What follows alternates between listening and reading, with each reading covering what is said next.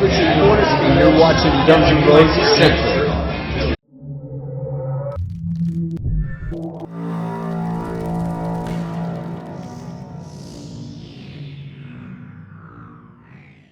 Hey everybody, what's going on, and welcome to Guns N' Roses Central, and today we're talking about the song Double Talking Jive from Use Your Illusion 1.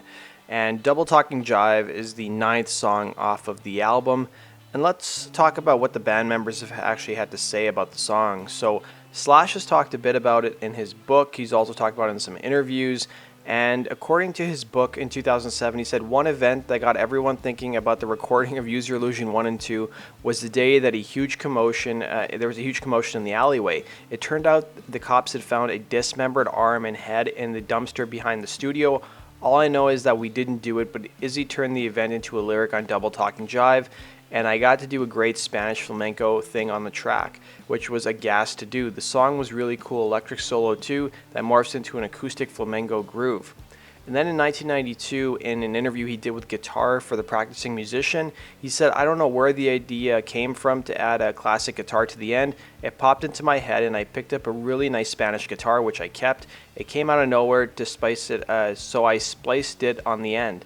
It's played with a pick, Duff's playing acoustic strumming behind that too, then I put a lead on top of that." And then in 2011, Slash said, "I always thought Izzy's Double Talkin' Jive had a cool vibe to it, and I got to play that little Spanish flamenco part on it. It had just been so difficult to get into that groove. Finally, Axel, Duff, myself, and Izzy had that acoustic session and basically sewed it up." The song dates back to at least 1988, 1989. There was an interview that Axel gave as part of the Patience single that came out as part of GNR Lies. He was being interviewed by Del James, and there's a little section of the interview where he uses the term Double Talking Jive, which seemed to indicate they at least written the song around that time. So if you guys want to listen to the interview that Axel did with Del James, click the link down below. Now, Double Talkin' Jive is one of the few Guns N' Roses songs on the Use Your Illusion records that features Izzy Stradlin on lead vocals. In fact, the song is solely written by Izzy Stradlin according to the songwriting credits on the album. The first live performance of Double Talking Jive was at Rock in Rio back in 1991, and since then Double Talking Jive, at least during the Use Your Illusion tour, was a pretty normal staple of the set list. And then during the time that Guns N' Roses sort of fell apart from 2000 all the way to 2016, the song was really never played live. It wasn't until Slash and Duff rejoined the band that it was being played at every single concert. So regarding that studio where the head and the arm were found in the garbage can, that happened at Hollywood's haunted Studio 56. In fact, years later, Matt Sorum would be starting to produce bands, and he actually was at the same studio, and he claimed he had a run-in with the ghost of that person who was found in the garbage can. So he appeared on a TV show called Hollywood Ghosts or Celebrity Ghost Stories in 2010. So Sorum and his engineer pal Jim Mitchell, who had worked a lot with Guns N' Roses, hired out the studio for a recording session with a band that the drummer liked, and they were spooked by a specter who prompted them to flee. So once he appeared on the show, he recalled that we recorded all the instruments and the vocals and guitars and whatnot, and at this point in the evening it was pretty late, about 2 o'clock in the morning. We started recording more lead vocals, and as we were recording, everything sounded fine, and then every time we played back the tape, there was this low kind of voice rumbling sound. It was almost like a Gregorian kind of chant sound. We were like, what is that? We eventually gave up, and the band took off. Sorum and Mitchell were left alone in the control room listening back to what they'd recorded when the engineer was pushed out of his chair by a mysterious force, which followed him into the restroom.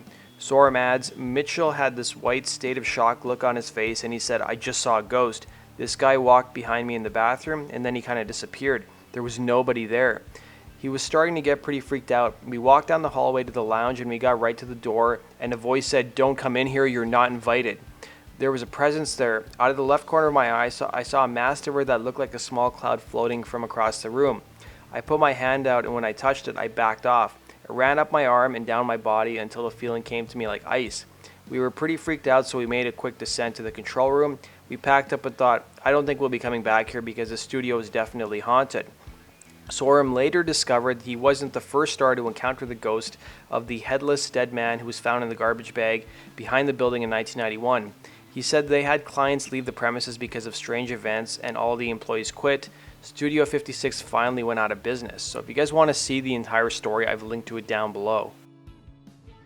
So Matt Sorum gave a separate interview where he talked about Guns N' Roses, Velvet Revolver, and rock and roll. This was around the same time he appeared on Celebrity Ghost Stories, and he revealed in the interview that he nailed the drum part to Double Talkin' Jive in one take. It was him, Izzy, Slash, and Duff in the same room working on the song.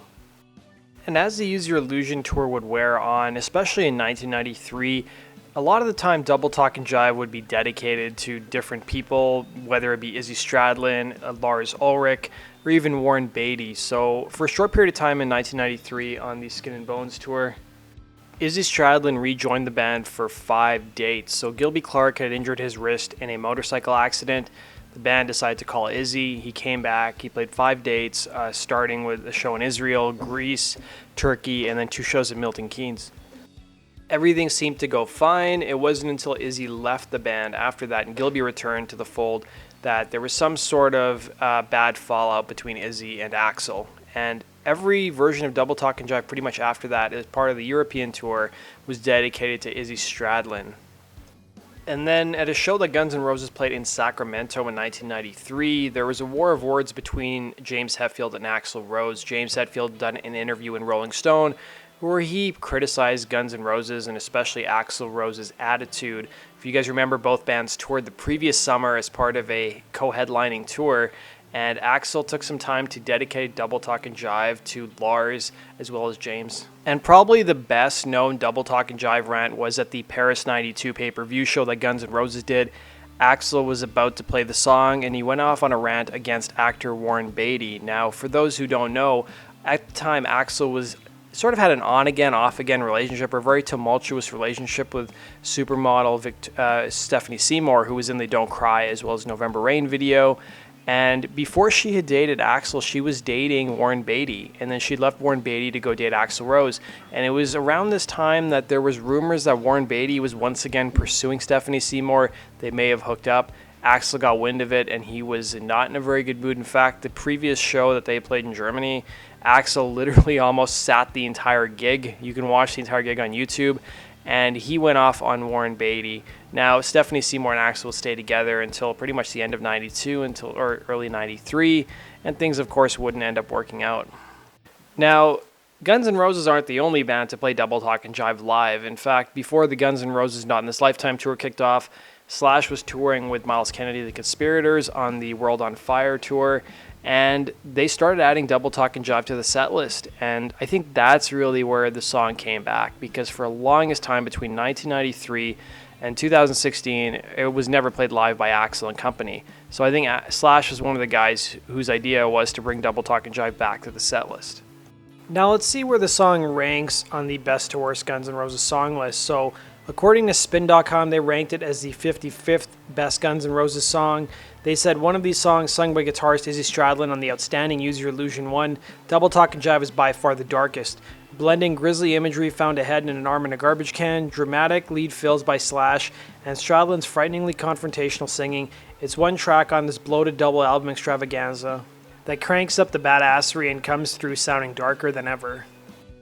And according to Medium.com, they ranked it as the 48th best Guns N' Roses song out of 80 or so songs. They said another case where the production works against the song's intent.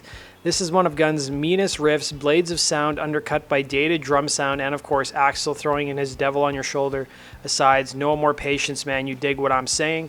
Best moment, they said, is the flamenco outro is pretty sweet. So that does it for today's episode of Guns N' Roses Song Facts and Meaning. I hope you guys enjoyed that. Let me know your thoughts about Double Talkin' Jive. Where does it rank on your song list in terms of Guns N' Roses best to worst songs? Thanks for watching, guys. Hit the like button if you enjoyed that video. Be sure to share it, and also go subscribe to us as well for the latest Guns N' Roses news. You guys can also go follow us on Facebook and Twitter. Our links to our social media pages are down below. Alternatively, you can also go support us on Patreon if you want to see us continue to making great videos just like this, and if you want to get special perks that regular subscribers don't get. Also, want to let you guys know to go visit gnrcentral.com. We post the latest breaking great Guns N' Roses news on that website, and you guys can stay up to date on everything over there. So thanks for watching, guys, and have yourself a good one.